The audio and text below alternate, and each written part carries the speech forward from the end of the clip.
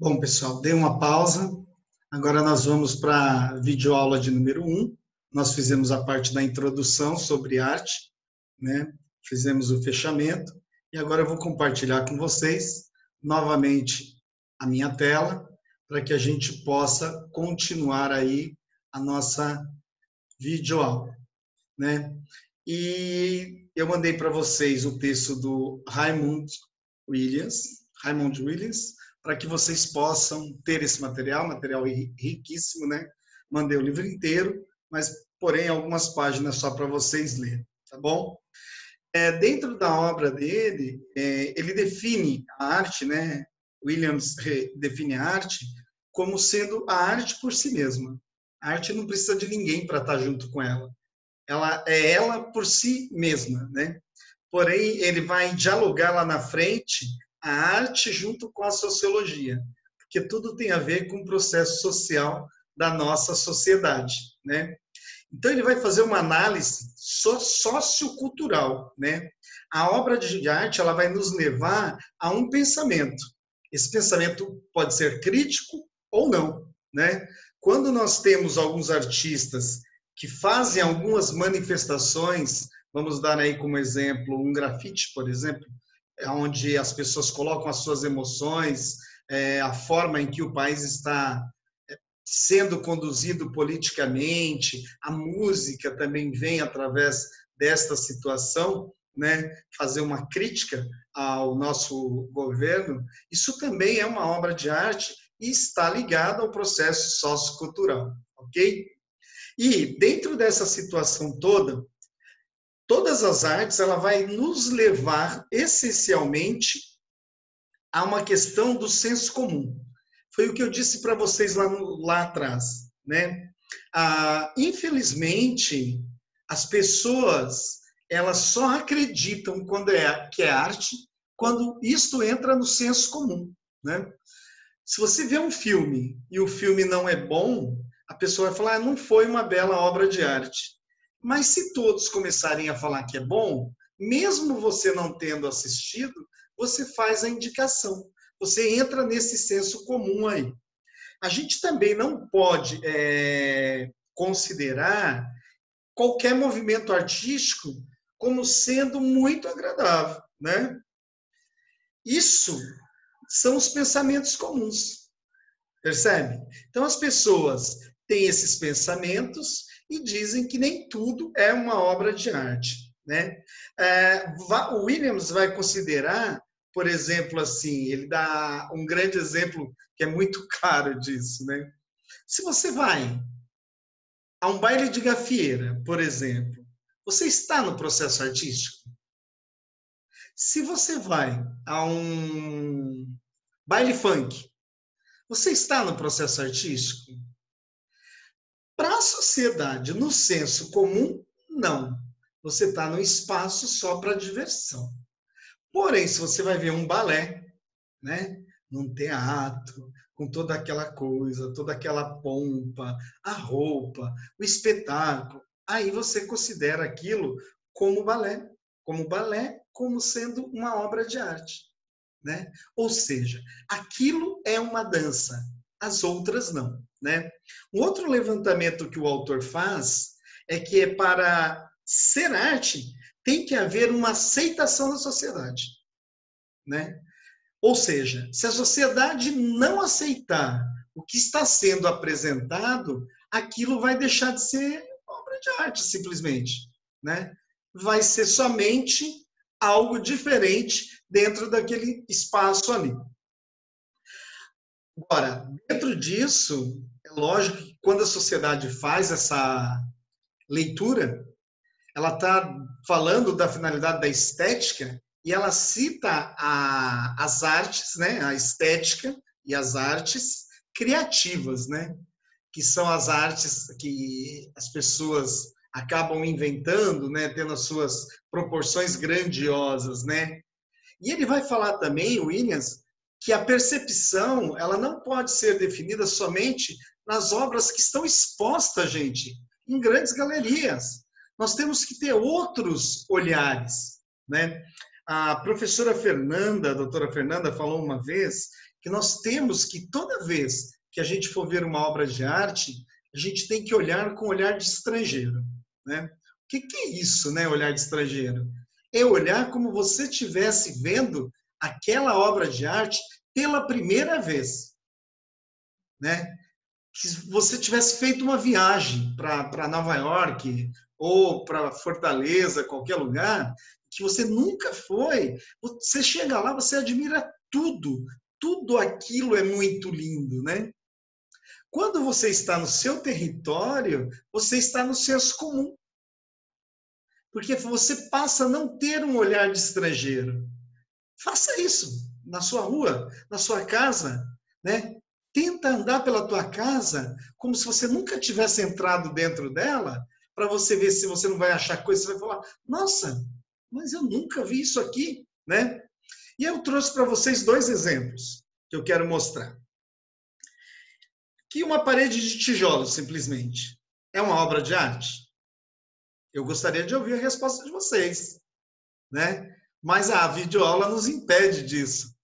Mas com certeza na cabecinha de vocês fala assim: não, isso é só uma parede de tijolos. Porém, se eu pegar esses mesmos tijolos e levar para o Museu Butantã, fizer um recorte na parede e falar que esse tijolo é de 1758, todo mundo vai passar lá e vai ficar admirado olhando tijolos.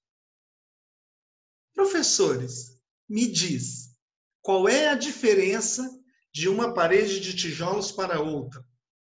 Se esses tijolos são de 1758 e esses são de 1758, né? Por que aqui não é obra de arte e por que aqui é obra de arte? É evidente, né? O Williams, ele foi muito feliz, né, em ter essa percepção. Como é que a sociedade manipula a obra de arte e ela coloca a obra de arte dentro de um espaço fechado, burocrático, né, e impeditivo, né? Porque nem todos terão acesso a olhar esses tijolos de 1758 e reconhecê-los como obra de arte. Ele vai ver na rua, mas na rua não é obra de arte, porque o senso comum, a sociedade, não disse isso a ele ainda. A arte, ela tem ideia de valor, por isso que ela vai para as galerias, né? Essa ideia de valor que se dá à arte, não estou dizendo aqui para vocês que ela não tenha que ter um valor financeiro, dinheiro, né? Um custo disso. Vamos pensar nas obras do mestre Vitalino antes de ser reconhecido. As pessoas passavam, olhavam ele fazendo cavalinho, vaquinha de barro, sem valor nenhum. Bastou a sociedade comprar aquilo e surgir a feira de Caruaru, aquilo virou um valor imensurável. Olha que engraçado. Então, passa a ter valor quando a sociedade acredita que aquilo é uma obra de arte e ela define aquilo como uma obra de arte. Ele faz uma divisão em 3 categorias: a arte, a subarte ou a não arte, né? Basicamente, nós já falamos aqui, né? A arte é quando ela é considerada aí pela nossa sociedade entendedora de arte, né? De obras de arte. A subarte seriam os nossos artesãos, né? Que fazem trabalhos belíssimos, porém não tem uma universidade, não é reconhecido, né? Então ele é uma subarte, né? Ou seja, é um derivado da arte. E a não arte é quando algo está posto num lugar e não tem uma identificação nem de artesão e nem de um artista plástico, e a pessoa simplesmente desconsidera aquilo como sendo uma obra de arte. Visto há pouco tempo é que o grafite é reconhecido como obra de arte, porque até então era pichação, estava deixando a cidade feia. E olha que tinham desenhos belíssimos, né, feitos em locais belíssimos, e as pessoas não consideravam aquilo como sendo uma obra de arte, né? nós não podemos cair no erro, pessoal, de separar a arte da sociologia, do lado sociológico, né? Por quê? Toda arte ela vai ocorrer dentro do processo social. Toda arte ela é política, ela é econômica e ela é social. Ela quer dizer alguma coisa, né? Quando você compõe uma música, você está compondo alguma coisa. Por mais brega, por mais absurdo que a gente acha a música, né? Como as pessoas muitas vezes falam dos rap e de muita violência. Mas eu pergunto a vocês, qual sociedade que esse pessoal vive? É uma sociedade tranquila, calma, com bons exemplos, com bons leitores? O que esses rappers estão vendo? Né? Polícia matando, facção, são milícias, é um grupo de pessoas que vai criando em cima do que está se vendo, né? Então, isso é muito interessante a gente parar para pensar nisso, né? E ele fala também da cultura e a cultura popular, né? Então, a autocultura e a cultura popular. Olha, não preciso nem explicar para vocês o que o Williams quis dizer com isso, né? A autocultura é onde o capitalismo aceita ela como obra de arte, né? E a cultura popular, que é você dançar uma quadrilha, que é você dançar um frevo, é cultura popular, não é arte. Olha que engraçado. É folclórico. Mas por que não é arte? Porque não está dentro do padrão que a autocultura considera ser uma obra de arte. Nesse ponto, aí nós vamos fazer, então, uma segregação da arte entre arte, né, alta cultura e arte popular. Para Lukács, ele faz 3 fases da prática humana, né? Ele fala da prática, a grande necessidade humana, né, de fazer arte, de extravasar o que está dentro de você, de colocar para fora, de você poder expressar os seus desejos, seus sentimentos, as suas vontades. E ele fala do lado mágico religioso, que é o confronto com os limites humanos, né? As religiões, elas acabam não vendo o lado artístico da coisa. Um exemplo, se você pegar uma pessoa que não seja católica, não vou dizer aqui nenhuma outra religião para não dar problema, e você levar lá em Ouro Preto para ver as obras de Aleijadinho, você vai falar assim, aquilo não passa de um pedaço de barro.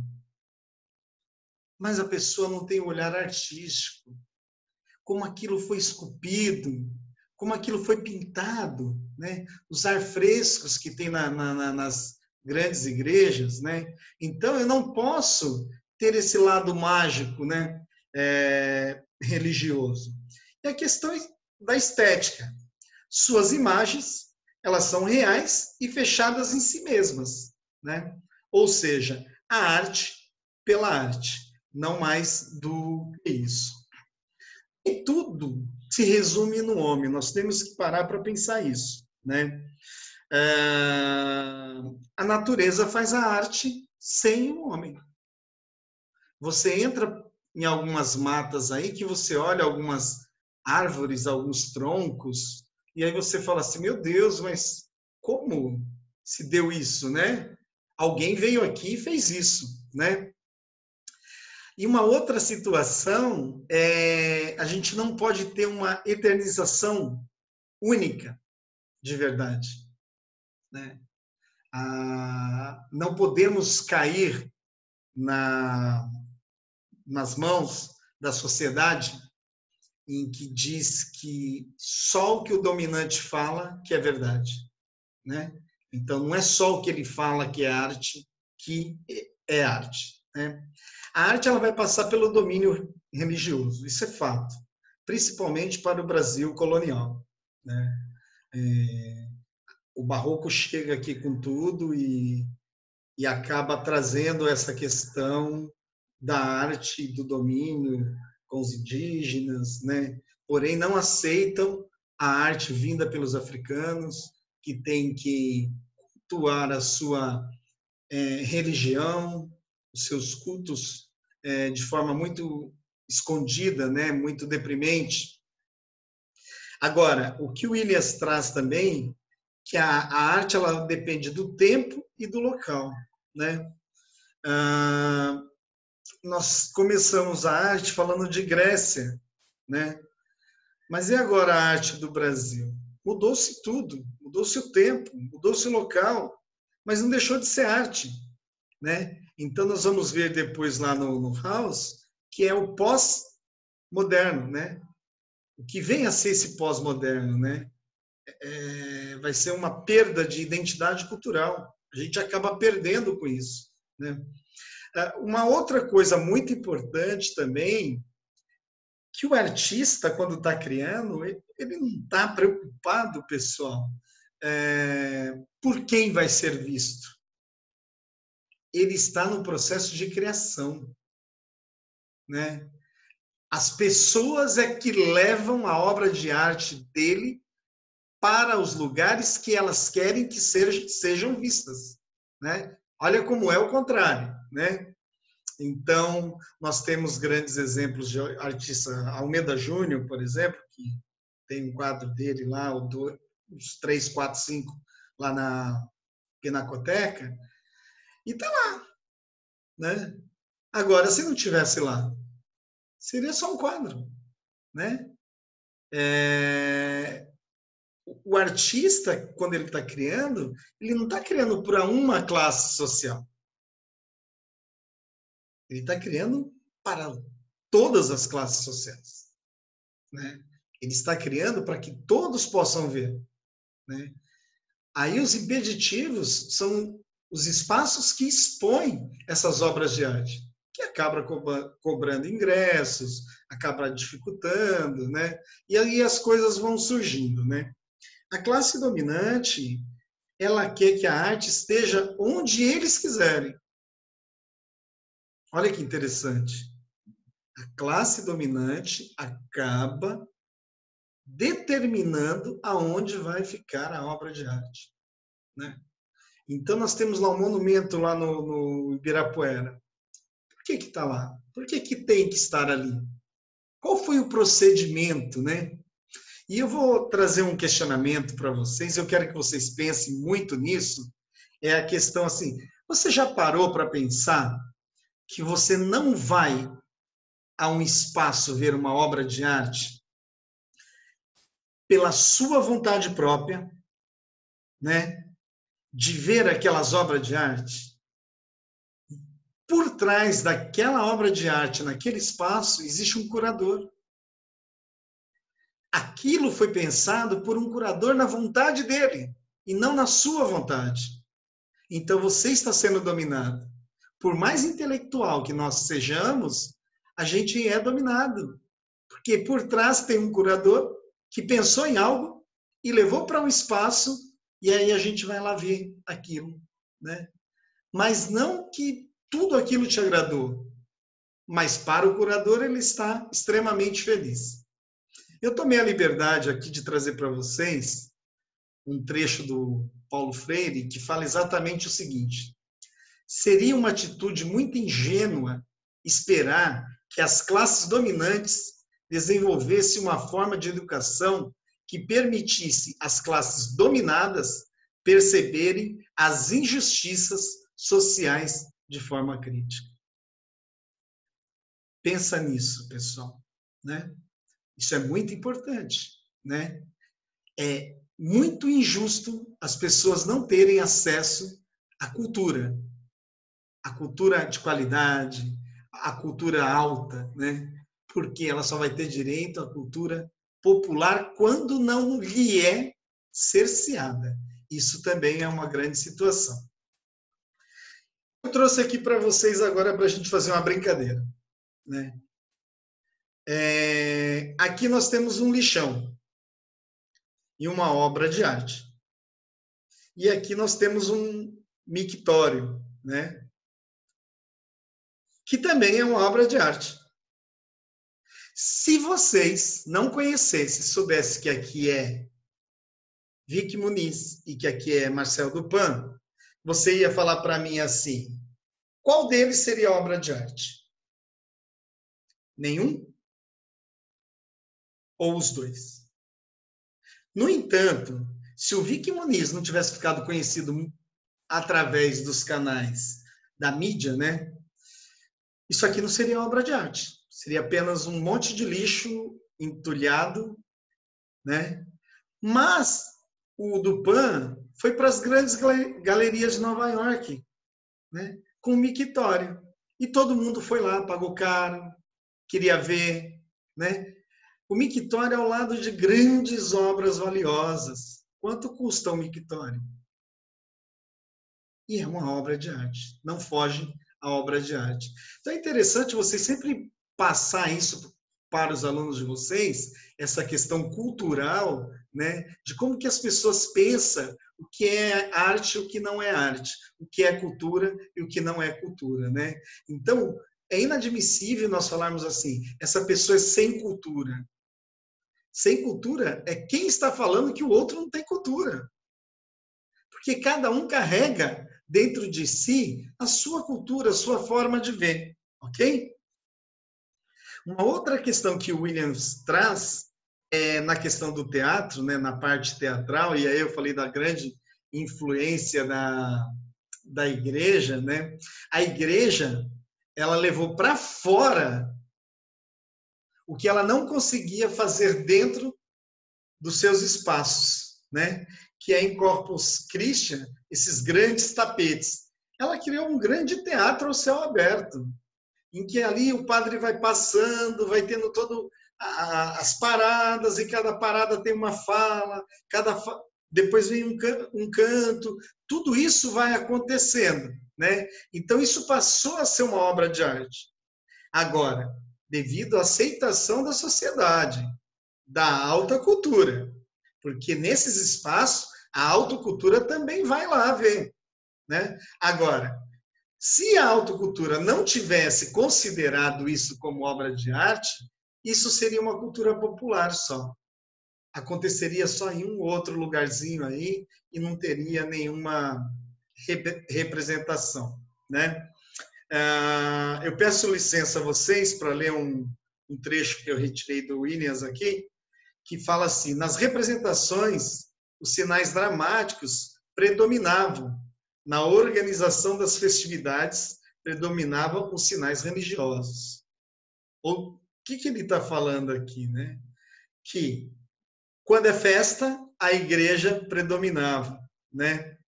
E nas questões dramáticas, nos grandes teatros, a igreja não entrava lá.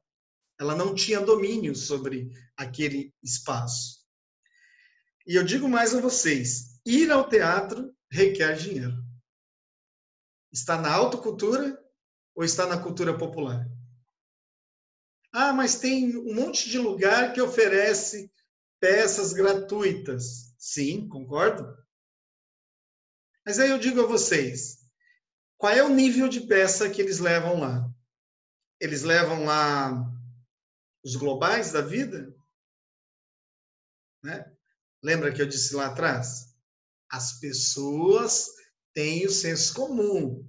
Só vai ser teatro para ela quando tiver um artista importante.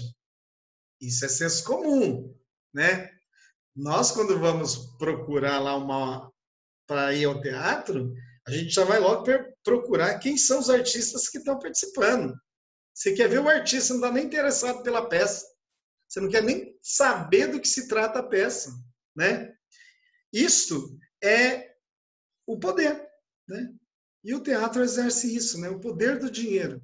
Quem tem dinheiro vê boas peças. Quem não tem dinheiro se contenta com os teatros populares, que por muitas vezes passam coisas muito mais significantes do que nos outros teatros. E dentro disso agora acaba a aula 1, né? O vídeo 1, aliás, e vocês têm aí uma missão. Desculpa. A questão do vídeo 1 é, para Williams, Quando podemos afirmar que arte é arte? Então, vocês vão ter que me responder isso, me enviar por e-mail, como está lá na nossa explicação. Espero que vocês tenham curtido essa aula e a gente volta daqui a pouco falar mais um pouquinho sobre